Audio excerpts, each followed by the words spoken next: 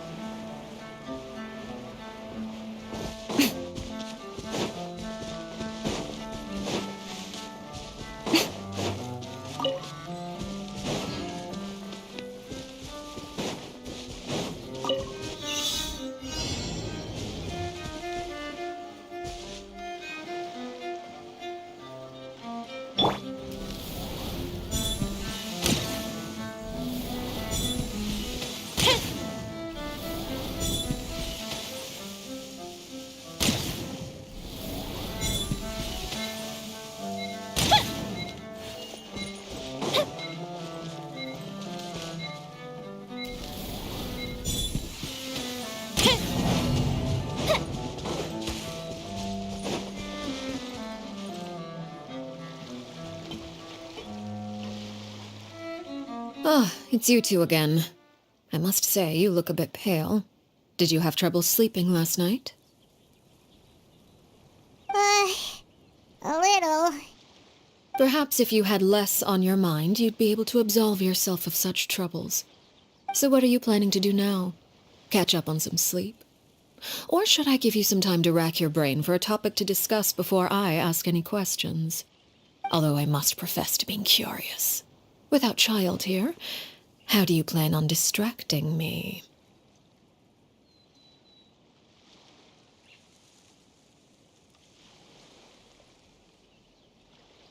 Us? Distract you? A good one. But no, we were just here for a chat. Looks like you could have used some extra time to think. No matter. If you don't have any other plans, why don't you accompany me somewhere? Don't worry. I'll be sure to steer clear of any scheming children. The ocean breeze is sure nice today.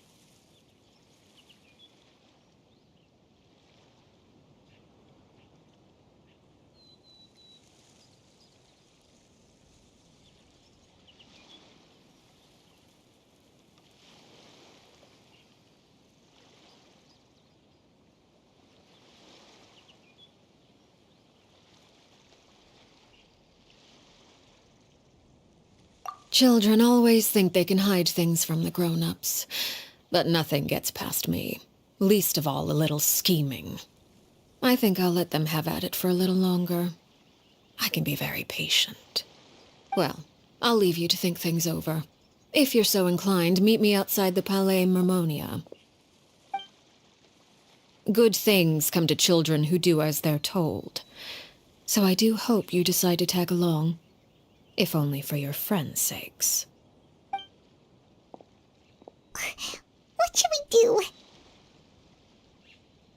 She clearly knows about everything we've been doing, and Paimon doesn't think it'd be a stretch to say she was threatening us just now.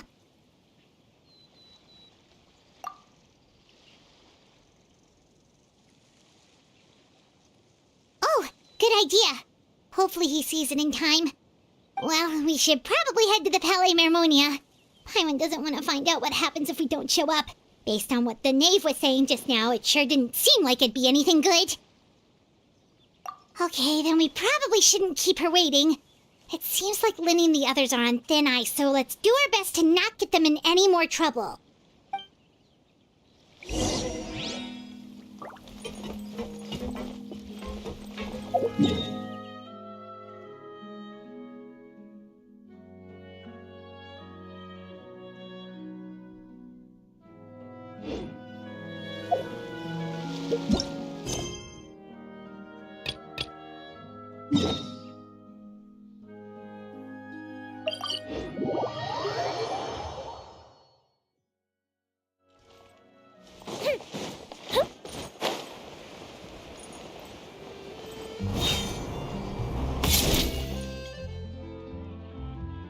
I believe this cat belongs to me.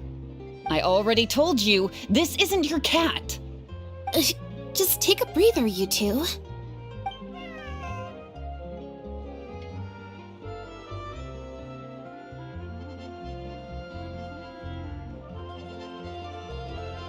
Oh, you're here. As you can probably see, you'll have to take a rain check on that tea I promised you. At least for now. This is my friend's cat. He's preoccupied with some important business, so I came to retrieve her in his stead.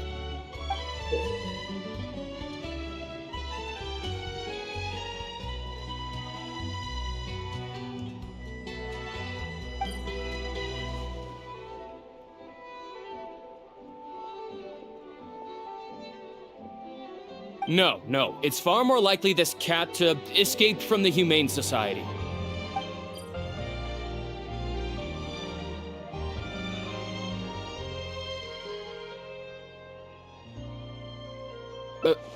Bonnie? That's the name I've given her in the meantime.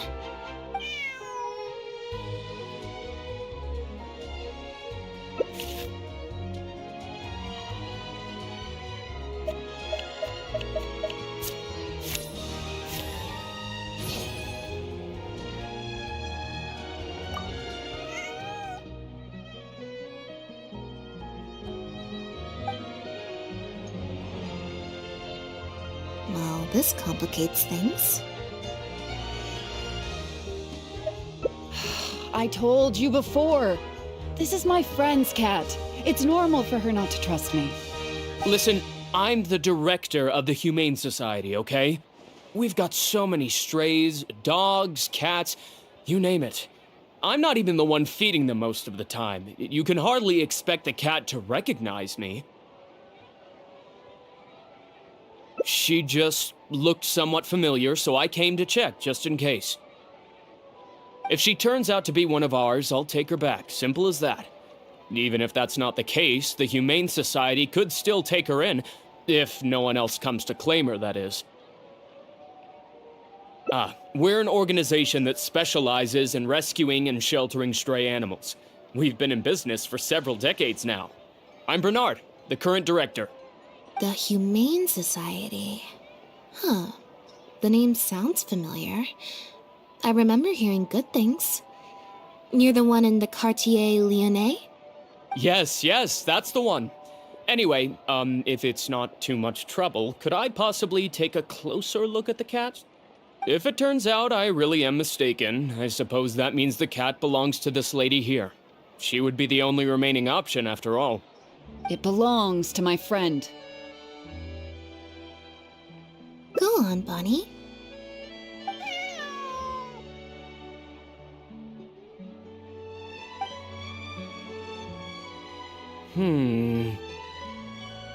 Oh, nope. Looks like I was mistaken. They do look similar, but there's an ever so slight difference in this one's fur color. Deepest apologies, friends. Well, I suppose this means I still have a missing cat to search for. Apologies again for the confusion.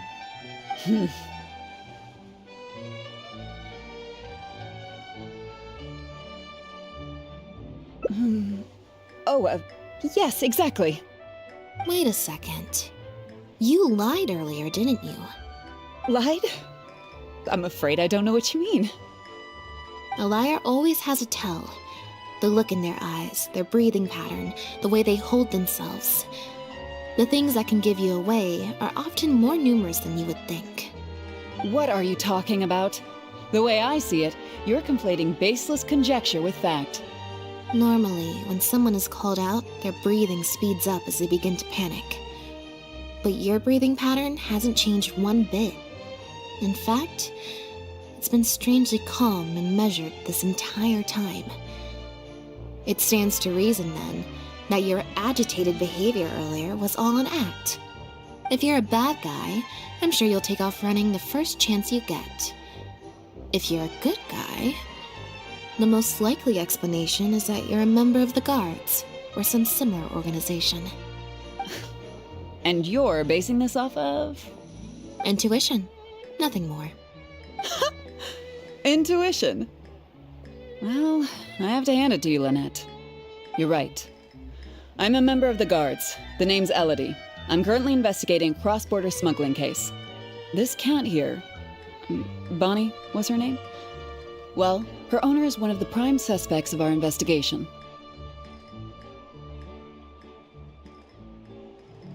A couple of days ago, our suspect got wind that we were on his tail and fled.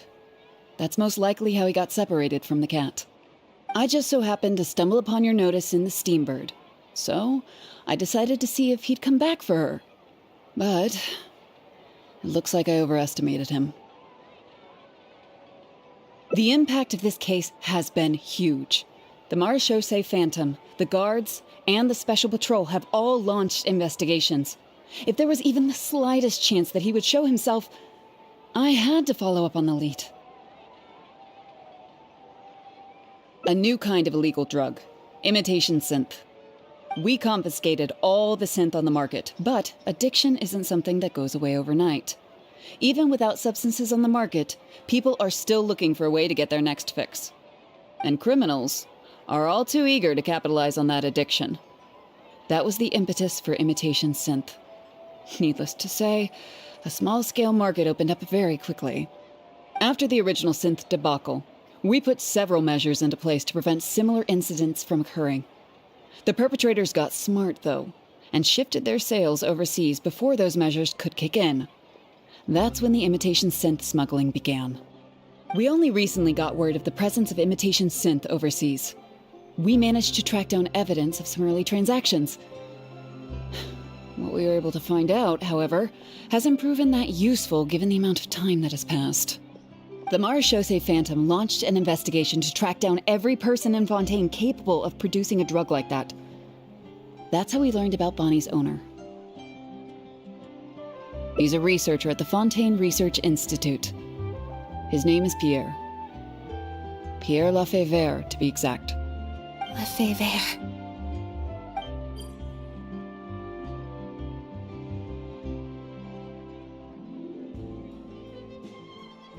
The Marechaussee Phantom found him in Poisson. In addition to the cat, he also had a pendant with him. At first, there wasn't much cause for suspicion. A search of his house didn't reveal much to go off of either. The Marechaussee Phantom very nearly left it at that. It was only later that we realized the coat of arms on his pendant belonged to none other than the Lefebvre family, one of the most infamous aristocratic families in Fontaine. Obviously, this discovery prompted a further investigation into Pierre. At that point, however, we discovered that he'd already fled. Now the Guards and the Special Patrol are all searching for him. That's not possible, actually. The Lefebvre family has been gone for a long time. Exactly. Many years ago, several important members of the family, including the Patriarch, were murdered by an assassin of unknown origin. From that point on, family's power and influence took quite the hit. The family is engaged in all manner of crimes. As you can imagine, there's no shortage of people waiting in the wings to take their revenge. And with the family severely weakened, they were able to do just that. Most of the remaining family members succumbed to sickness or hunger. The ones that survived are currently living out their days under a new identity. Pierre is one of those very survivors. He's been hiding away in the Fontaine Research Institute all these years. His true identity unbeknownst to all. Until now, that is. Well, my fellow guards have told me all about how smart and courageous you both are. And I know you possess a strong sense of justice. There could be a chance that Pierre, or one of his accomplices, might attempt to get close to Bonnie. Now that you've been briefed on the situation, I was hoping you'd help us keep a lookout.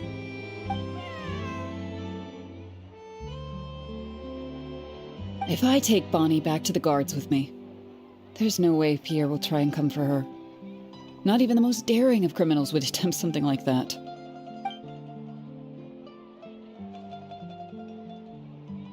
I have to admit, I'm not holding out too much hope that Pierre will come back for her. But if there's even the slightest chance, then it's worth a shot. Well, I've got some other leads to follow up on. If Pierre does appear, please contact me right away.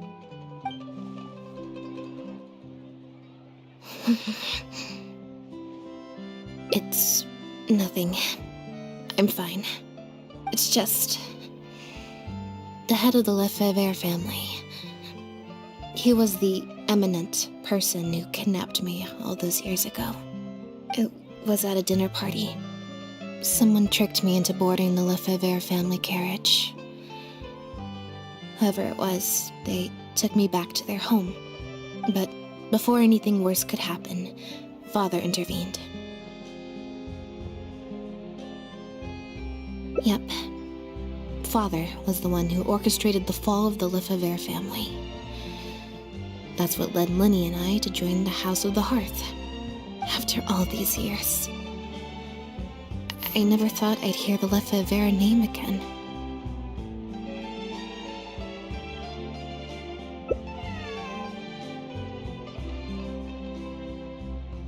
Don't worry about me.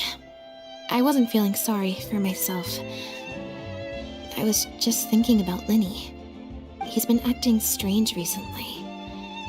He avoids me for days on end, consumes himself with some secret investigation, and then out of the blue pushes me to do that acting job. Thinking about it now, it's almost like the one I drew from that deck of cards was part of his plan all along. He must have asked Fremine to help him out. In any case, I know he's hiding something from me. He's really pulled out all the stops this time. It's very possible. I'm sure he tried to send me away because he was afraid it would bring up some painful memories for me. It wasn't necessary, though. Even after all these years, he's still as overprotective as ever. You'll have to help me teach him a lesson if we run into him along the way. Yep. I want to head to the Fontaine Research Institute to learn more information about Pierre. Just let me activate search mode and then we'll head out. Who knows? Maybe we'll run into Lenny along the way. A little bit of both, perhaps. For the most part, though, I just have the sense that something's not right. Something isn't adding up about Pierre's story. I'm just not sure what.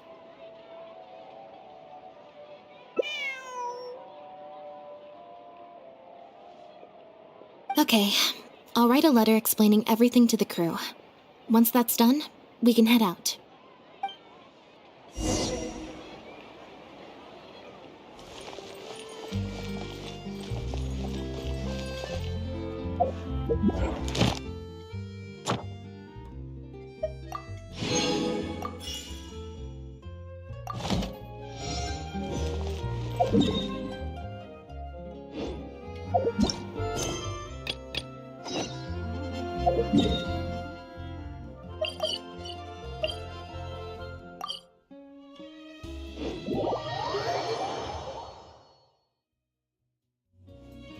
Seeing as we still have some time before my meeting, we might as well enjoy some pleasant conversation while we wait.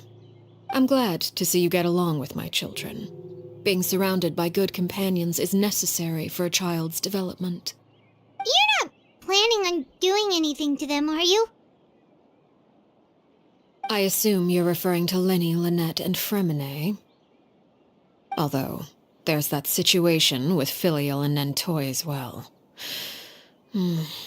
It appears quite a few people have been acting out lately. No matter. I'm not one to discriminate. All those who betray the house meet the same fate. There are no exceptions. Does that mean you're going to kill them? Oh, are you here to beg for their lives? I'm sorry to disappoint, but the rules of the house change for no one. In my organization, everyone is responsible for their own actions. But don't you care about them at all? They really respect you. They even call you father. You must feel something for them. Any organization in which feelings come before principles is one destined for ruin. The House of the Hearth is hardly an exception. You could say our principles are more stringent than most. Perhaps I can offer you this consolation at least. As our guests, you two will not be held accountable along with them. I would imagine Lyney, Lynette, and Fremine will be able to keep their lives. As for Filial, Nentoy, and the others, I'm afraid there's little I can do. They can try to escape, but once you know our secrets, there's no getting out alive. But that's awful. Ah, you seem concerned. Out of consideration for my guests, I suppose I could turn a blind eye for a little longer. If Lyney and the others manage to dispose of Clairvy in the meantime, all evidence of their wrongdoing will be lost. In that case, I could hardly punish them for something I couldn't prove. If their efforts are unsuccessful, on the other hand, all will be held accountable, and the punishment will be severe. Of course. Oh, and here, I believe this belongs to you. Do try and keep better track of it next time. It takes a considerable amount of time to train a bird like this. It would be such a pity if you were to lose it. Permanently. Wait, where did you get that? Well, I'm afraid that's all the time we have to chat. Now, for the matter at hand. I asked you to meet me here because I have business at the Palais Mermonia. It has nothing to do with you, but I think it would be prudent for you to stick by my side for the time being. There will always be time later to run off and tell Lyney what you've learned. Well, time to go. Looks like we wrapped things up just in time.